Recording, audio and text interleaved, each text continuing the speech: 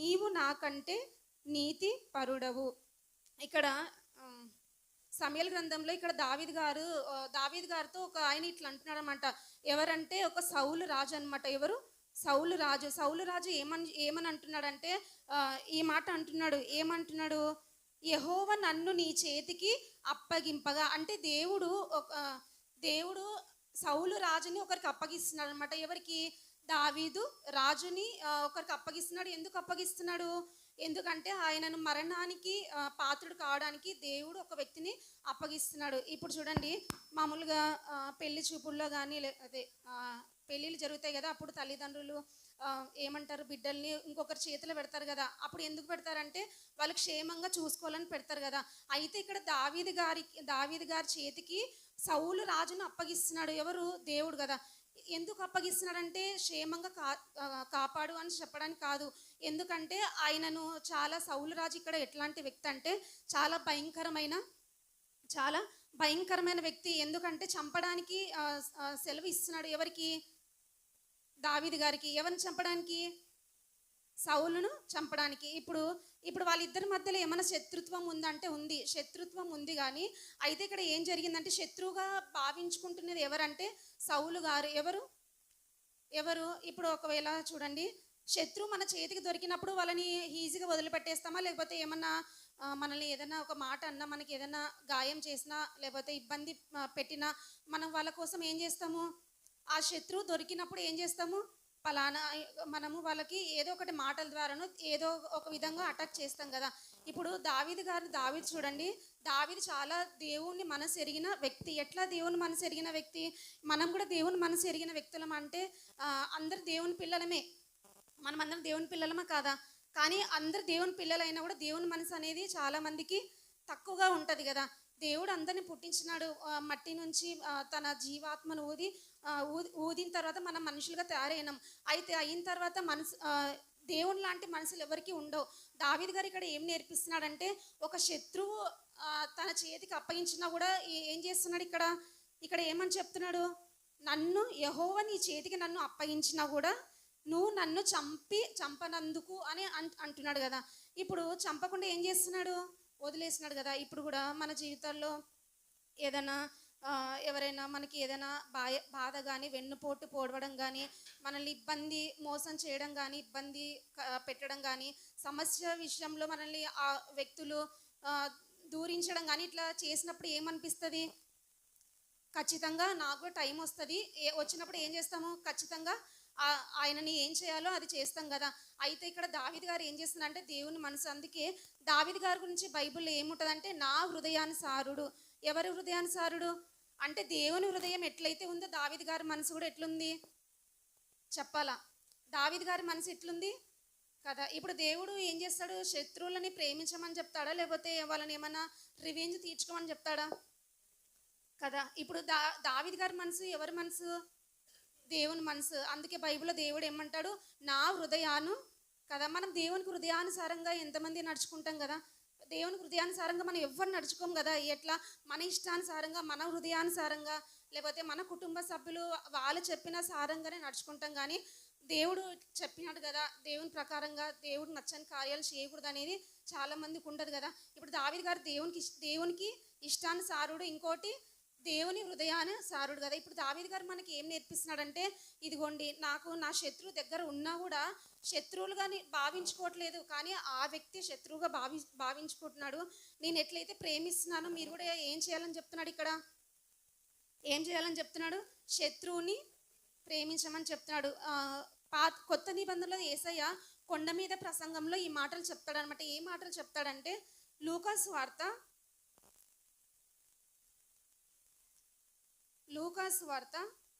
6వ అధ్యాయము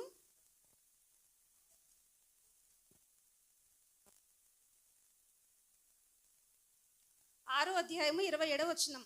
లూకాసు వార్త 6వ అధ్యాయము 27వ వచనంలో యేసుప్రభుల వారు కొండ మీద ప్రసంగం తెలుసా ఎవరికైనా?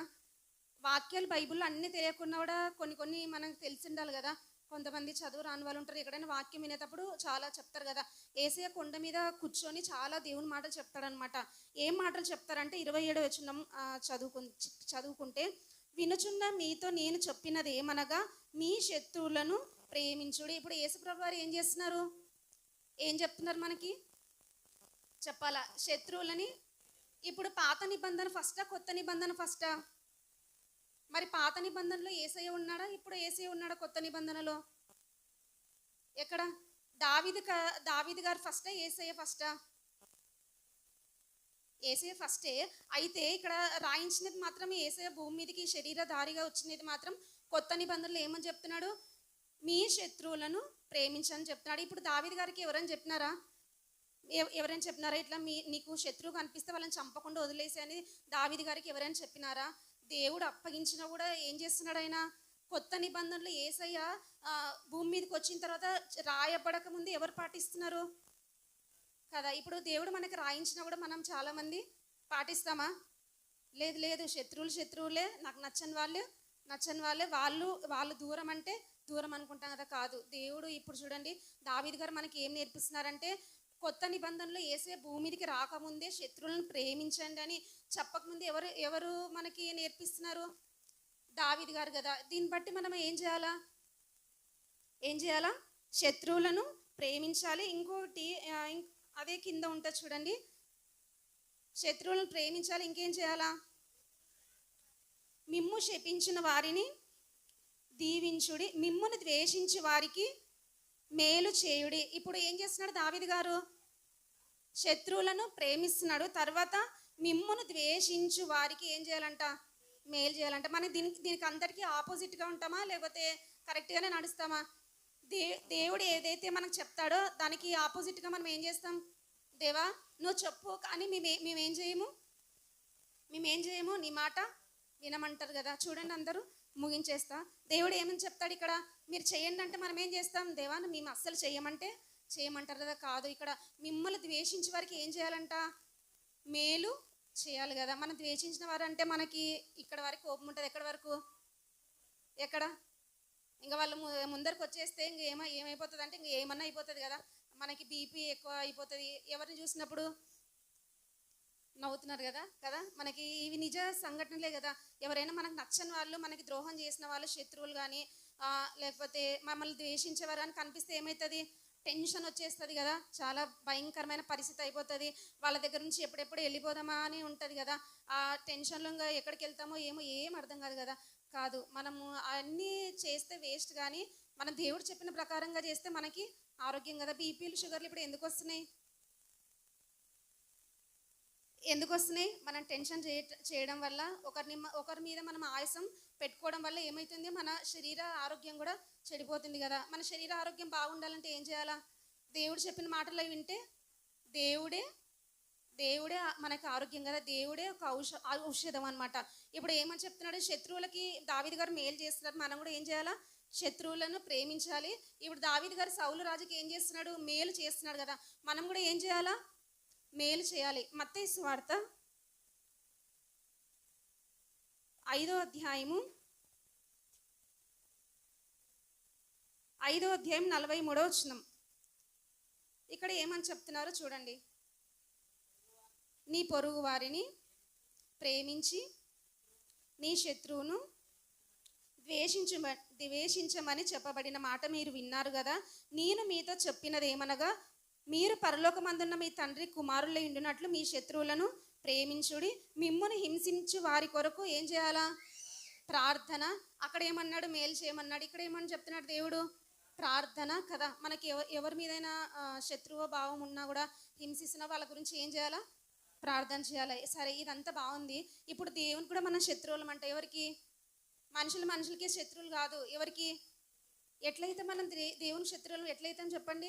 దేవుని పిల్లలం కదా. శత్రువులను ఎట్లయితామంటే మనం పాపం చేస్తూ, దేవునికి అవిధేయమైన కార్యాలు చేస్తూ, దేవుని నచ్చని కార్యాలు చేస్తున్న మనం అందరం ఎవరము కదా. దేవునికి నచ్చని కార్యాలు సాతాని. ఇప్పుడు లోకంలో ఉంటూ ఏం చేస్తుంటారంటే లోకానుసారంగా బ్రతుకుతుంటారు.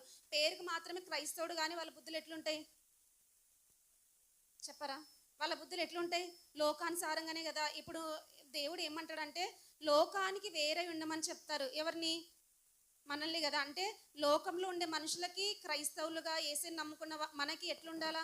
చాలా డిఫరెంట్ ఉండాలా. ఏ విషయాల్లో డిఫరెంట్ ఉండాలా? కదా. వాళ్ళ ఆచారాలు పాటిస్తే మనం కూడా ఏం చేస్తాం చెప్పరా? వాళ్ళ ఆచారాలు పాటిస్తే మనం ఆచారాలు పాటిస్తాం కదా. వాళ్ళు ముహూర్తాలు పాటిస్తే మేమైతే పాటించలేండి. మన వాళ్ళు కూడా చాలామంది కదా. మన మన దాంట్లో జిట్టి అంటారు కదా, ఏమంటారు, ఏమంటారు, జిట్టి తీస్తారు అది అంటారు కదా. అంతరాలు కట్టించుకునే వాళ్ళు కూడా ఎవరు లోకానుసారంగా వాళ్ళు కట్టుకుంటారు, మనం కూడా ఏం చేస్తాము కదా. ఇప్పుడు ఇవన్నీ చేసి ఎవరికి శత్రువులుగా అవుతున్నాం మనము? దేవునికి శత్రువులు అవుతున్నాం. దేవుని శత్రువులు అయితే మనం ఎట్లా మరి? ఇప్పుడు శత్రువులు అయితే దేవుడు ఏం చేస్తాడంటే ఏమైనా చంపేస్తాడా? ఏం చేస్తాడని చూద్దాం. రోమీలకు రాసిన పత్రిక. దేవునికి శత్రువులుగా ఉంటే దేవుడు మనల్ని ఏం చేస్తాడు? రోమీలకు రాసిన పత్రిక 5వ అధ్యాయము 10వ వచనం. ఏలయనగా శత్రువులమై ఉండగా ఆయన కుమారుని మరణం ద్వారా, మనం ఎవరికి శత్రువులం? మనుషులు కాదు, మనుషులు మాత్రమే కాదు శత్రువులుగా అయిండేది. మనం ఎవరము?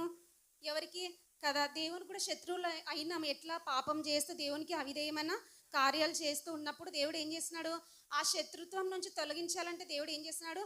యేసయ్యని భూమి మీదకి పంపించినాడు. దేవుని మహిమ కలుగుగాక కదా. ఇప్పుడు ఏం చేసినా ఆ దేవాతి దేవుడు ఎక్కడికి వచ్చినాడు?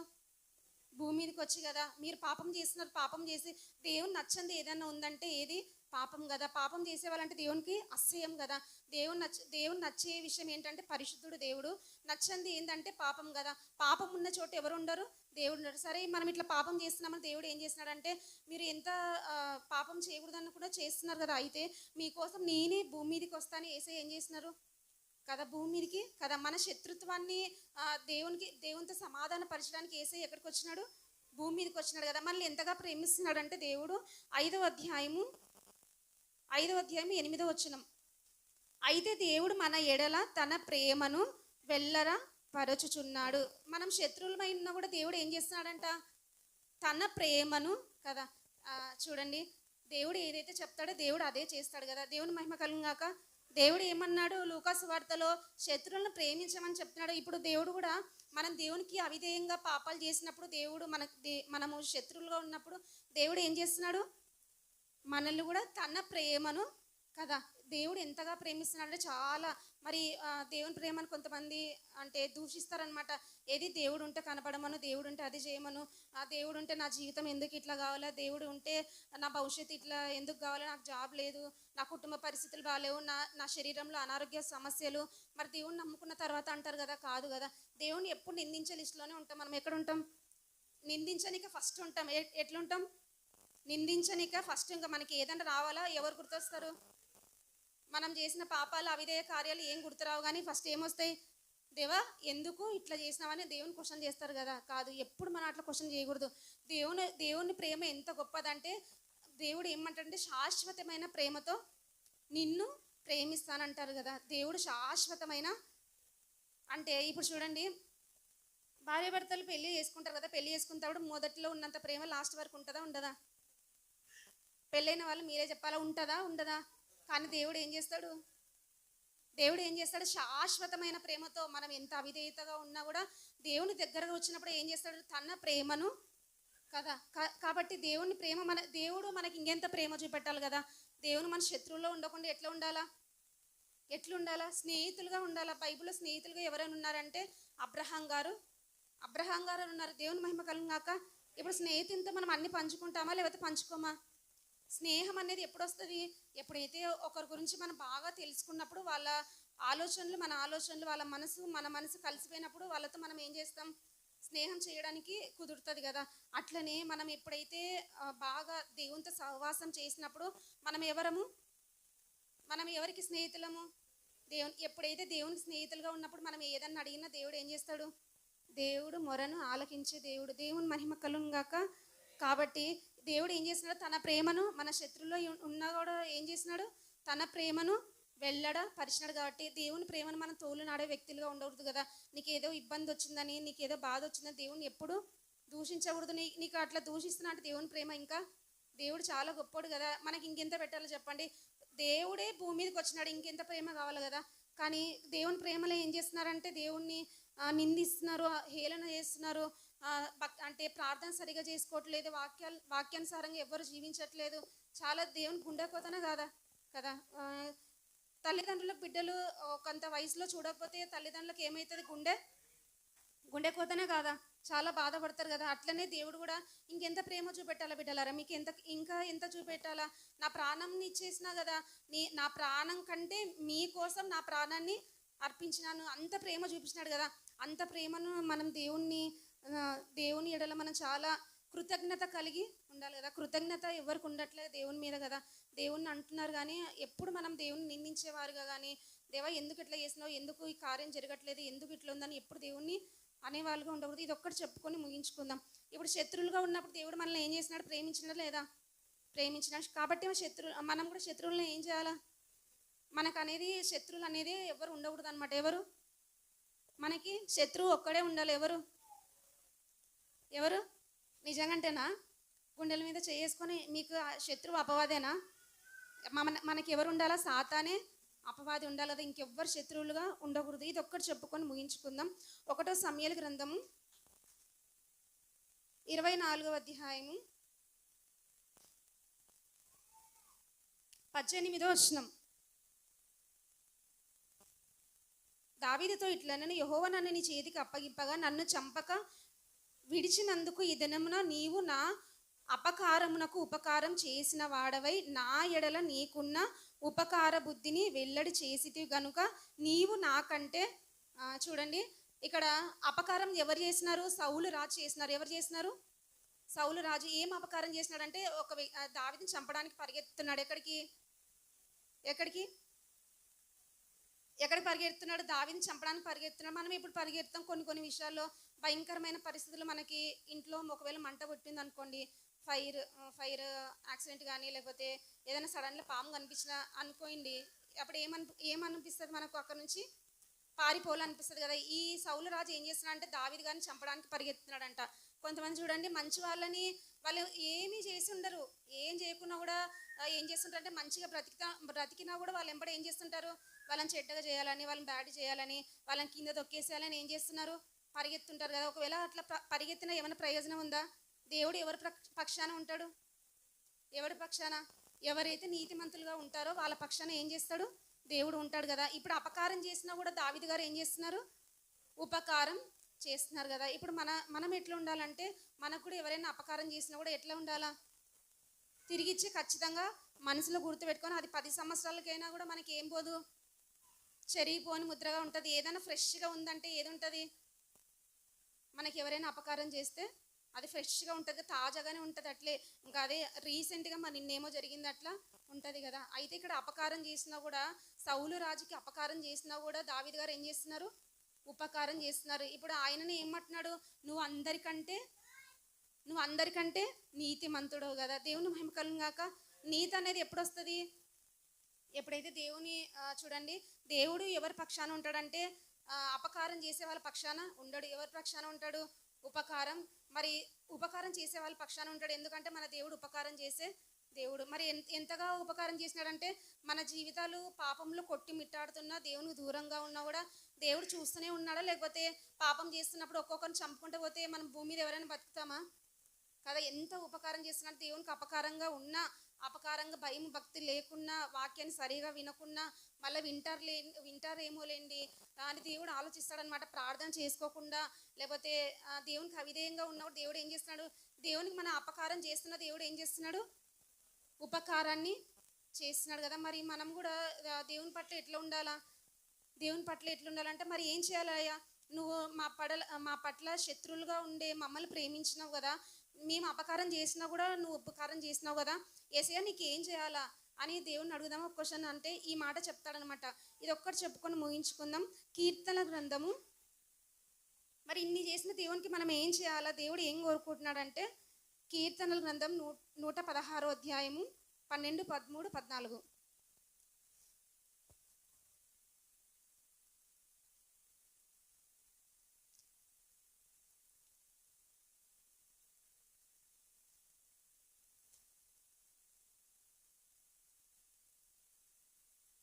నూట పదహారు అధ్యాయము 12, 13, 14 ఇది ఒక్కటి యెహోవా నాకు చేసిన ఉపకారములన్నిటికీ నేను ఆయనకేమి దేవుడు ఏం చేస్తున్నాడు మనకి ఉపకారాలు చేసినాడా లేదా చేసినాడు కదా. దేవా నువ్వు ఇన్ని ఉపకారాలు చేసినావు కదా ప్రవ్వా, నువ్వు నీకు నేను ఏమి ఇవ్వాలని మనం ఒకవేళ దేవుడిని అడిగితే దేవుడు ఇది చెప్తాడనమాట. మూడే చెప్తాడు. ఈ మూడు చేయాలి. మనం ఏం చేయాలా? ఆ మూడు ఏం చేయాలనేది చూద్దాం. రక్షణ పాత్రను చేతను పుచ్చుకొని ఏం చేయాలంట? దేవుడు మనకు చేసిన ఉపకారములకి ఏం చేయాలా? రక్షణ తీసుకోవాలి కదా. రక్షణ అనేది మనకు చాలా ఇంపార్టెంట్ కదా. కానీ కొంతమంది రక్షణ తీసుకున్న తర్వాత కూడా సరిగా దేవునిలో ఉండరు అనమాట కదా. దేవునిలో ఉండరు, దేవుణ్ణి సరిగా దేవునితో సహవాసం చేయరు, దేవుని సన్నిధిలో గడపరు కదా. ఇది కరెక్ట్ కాదు. రక్షణ తీసుకున్న తర్వాత మన దేవునికి ఎట్లా ఉండాలా?